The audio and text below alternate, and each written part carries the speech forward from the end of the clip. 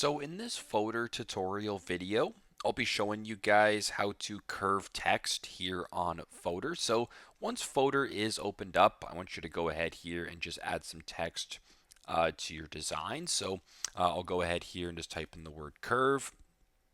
I will then make it a little bit larger so it's easier for you guys to see. So if you want to curve text, it's very simple. Press on the text you're looking to curve right here. Open up this top bar to where it says effects. Press on effects right here. Now on the left hand side, you can go ahead and curve it just like this. So you can go ahead here and curve it just like this. You can also adjust the curve right here by making it more curved, less curved, the other direction, whatever the case may be. That is an example on how you guys can curve text here. So very simple, very straightforward. That's how you guys can curve text here on Fotor. Thanks again for watching, and I hope this video helps.